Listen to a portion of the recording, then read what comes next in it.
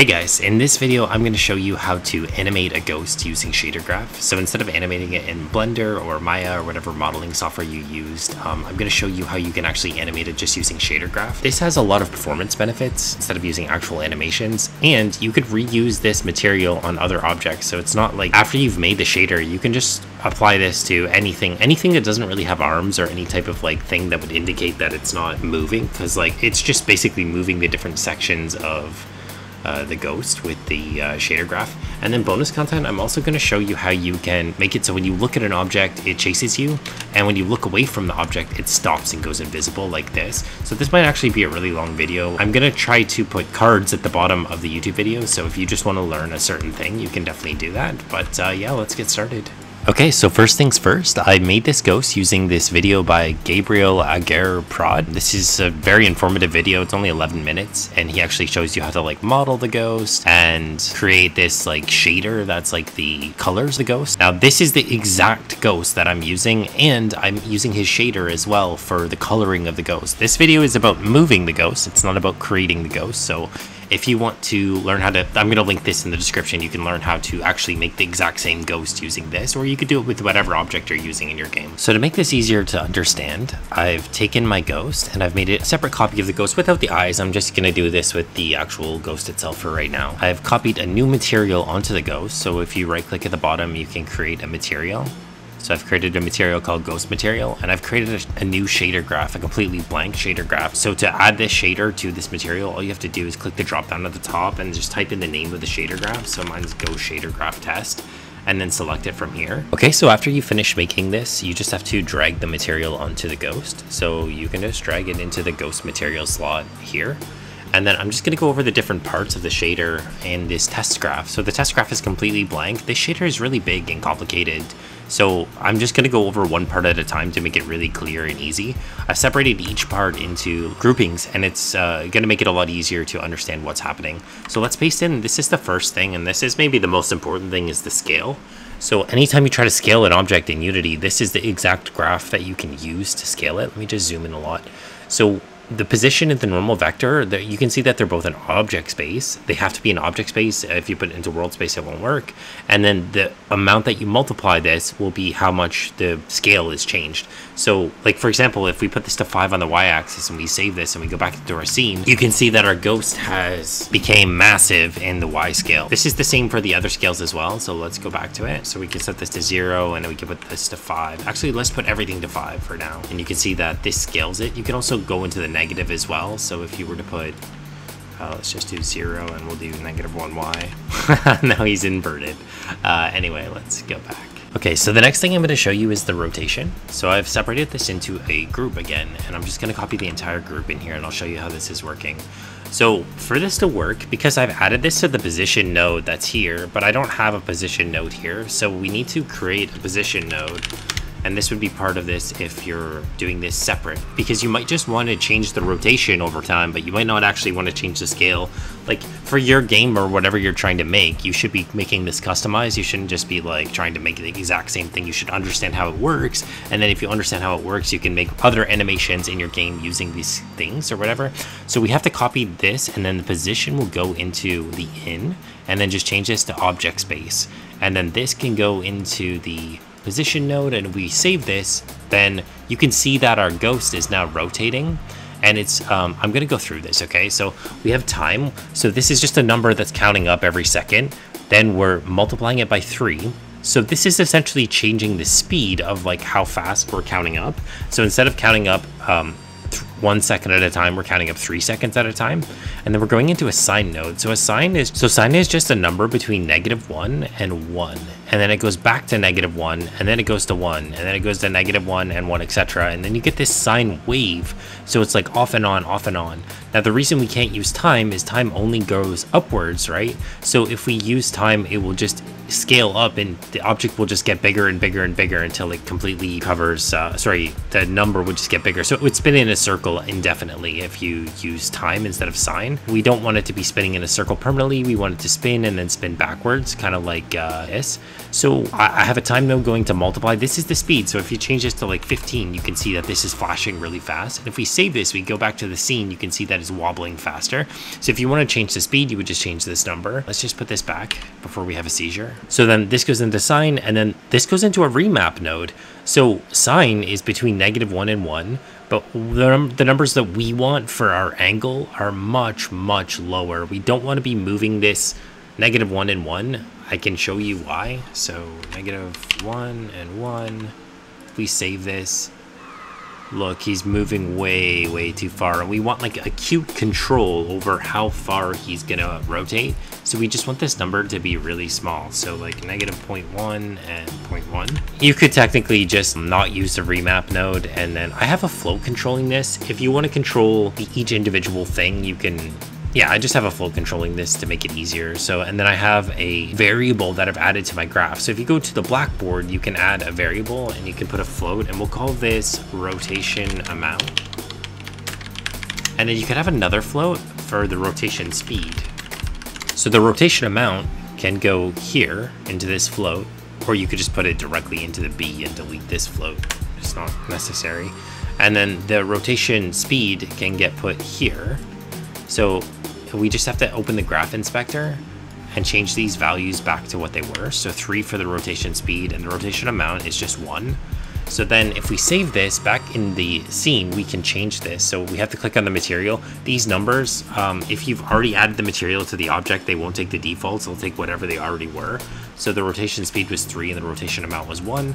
As you increase this number, the amount will get increased. And I think I might be using 5 on my actual ghost. He goes crazy. And then like you could change this to way higher if you want to.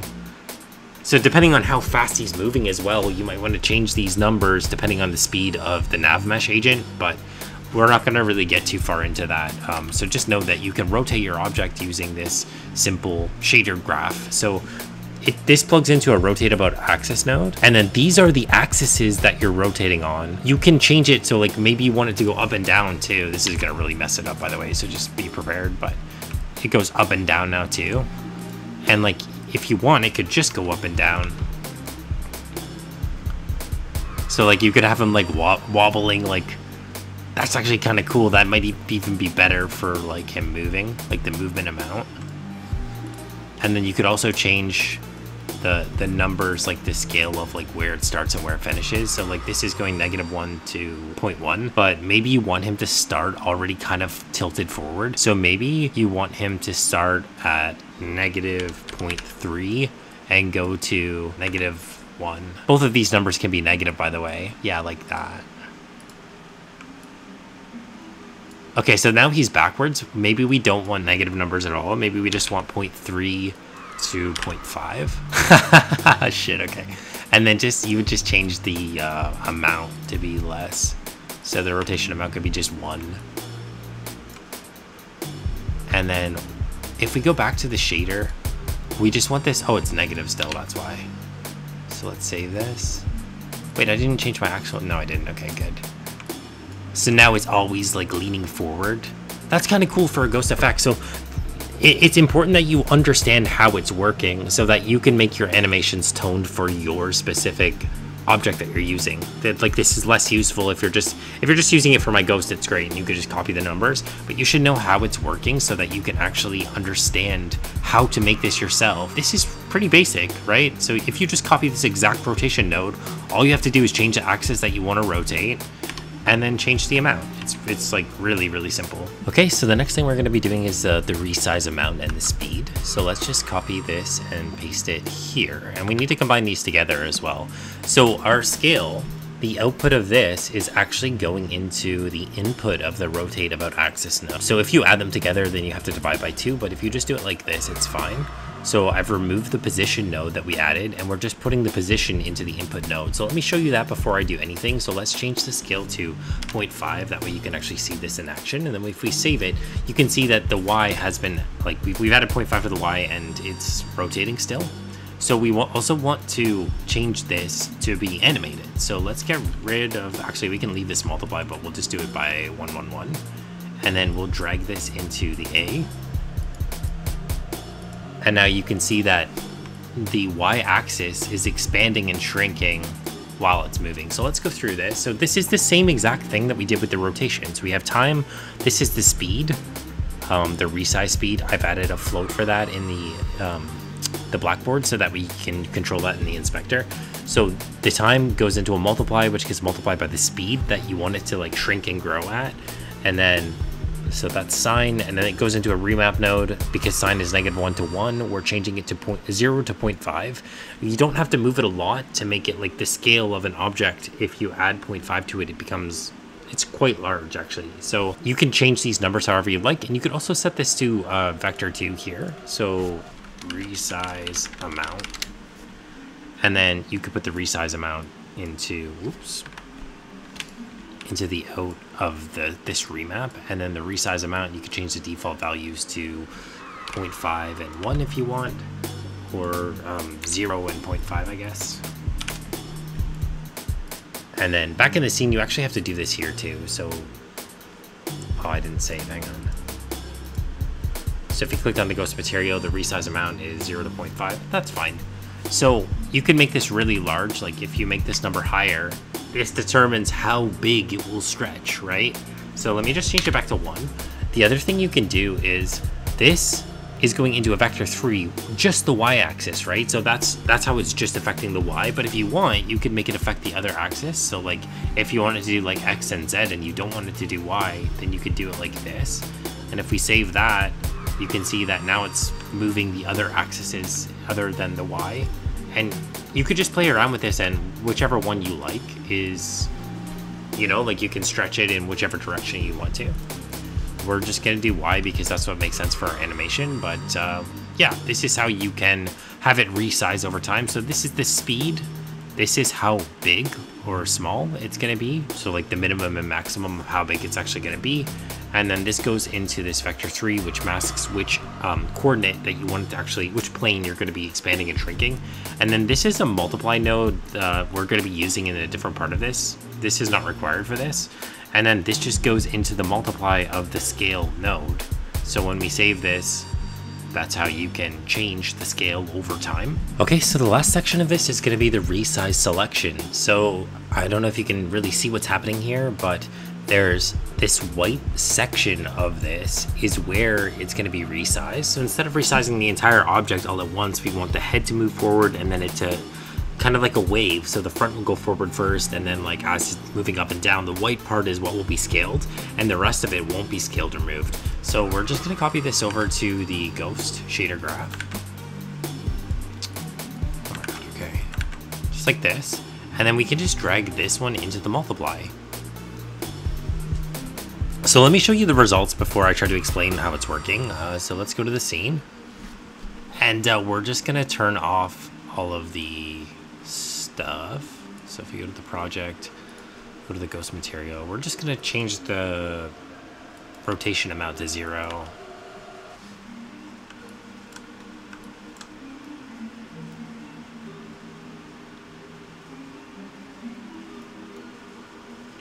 Okay, so I'm just gonna try to explain. Let me just turn this down, this is way too much.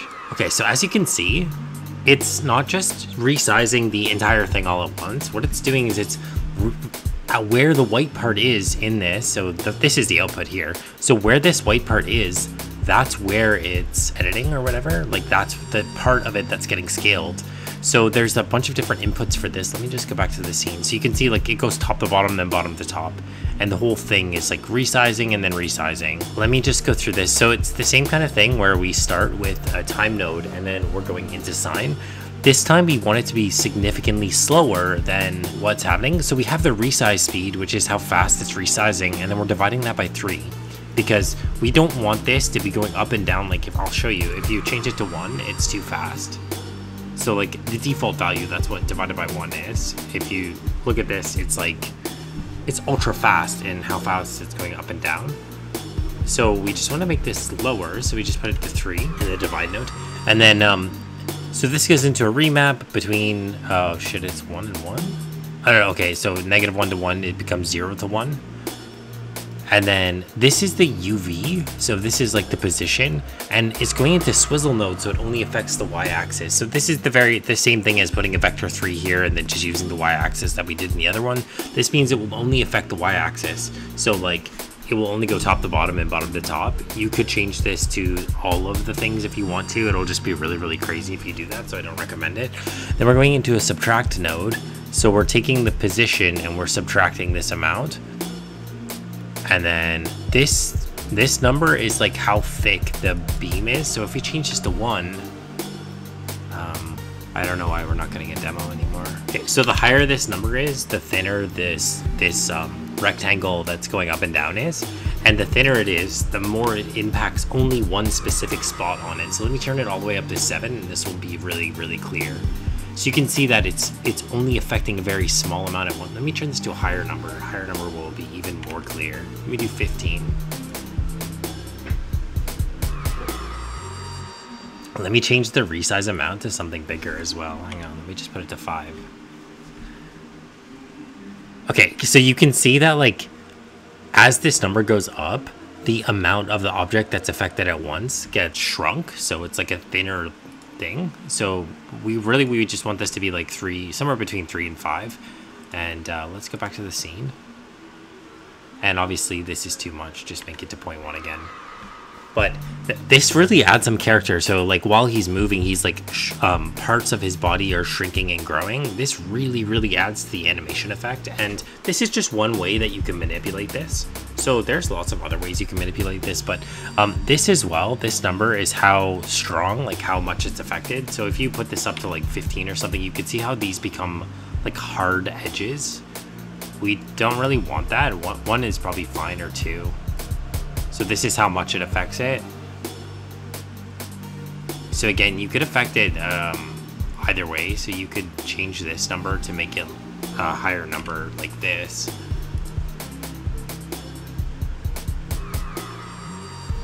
And then changing this number will make it more. So like if we put this to 15, see how like the edges are like really hard? So it will make the fall off, instead of it being a smooth transition from the part that's being edited, it will become like a square box. It's being moved up and down.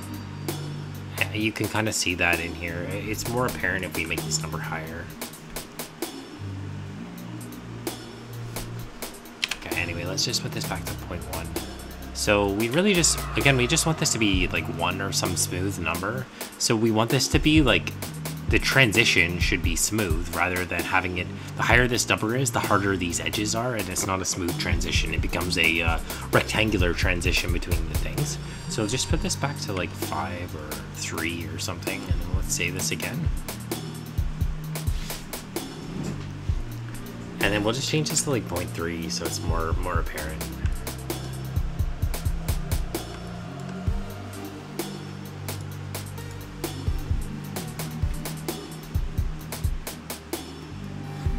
Okay, so when you put this into the multiply, the white spot is what will be edited. So everything that's black is not going to be edited, and everything that's in the white is what we're multiplying by this resize amount. So you could put, there's so many different shaders available where you can change these things, and the white section is what will get resized, and the rest of it won't. So anything that's black is not going to be resized or touched by this. Okay, so that's all the components for the ghost. There's one extra thing that I didn't add is because there's an amount to move, which I've put to 0.5. The eyes, when he's doing this, if you have it set the same, so I'm using the same material for the eyes to do the same animation, but we want to move them so that they're closer to the object. So to move them around, what I've done is, let me just show you my actual ghost shader. So it's all the exact same as the things that I've shown you. The only thing that's different is I've added this position, and this is the quote-unquote amount to move. So it's just a vector 2 that I've added via the blackboard. So it's a float, which means that both of the things are the same. It's getting added to this. So this scale is being added to this. So this is only affecting the y-axis. That's why this is a float. Otherwise you could use a vector 2 to move it.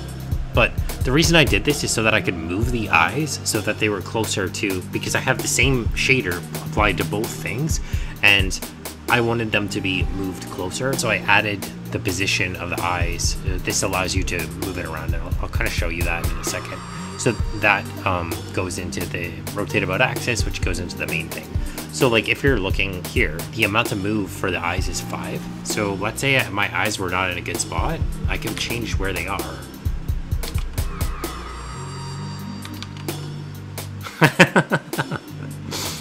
But 5, maybe 6 looks pretty good. 5 looks pretty good. So I use this to kind of move the object, and you can use this on the actual material as well. It just moves it back and forth. So look, if I change this amount to move to 5, look what happens. The whole thing is moving back and forth. This could be really useful for a moving animation as well. So I've just added like, I'm not setting it very high, so it's just 0.5 or whatever, right? But again, it really adds a lot to the character of the ghost, the way that he's moving. So then the last thing that I'm going to show you is how you can make it so that the ghost will chase you until you look away from it. So like this part of this.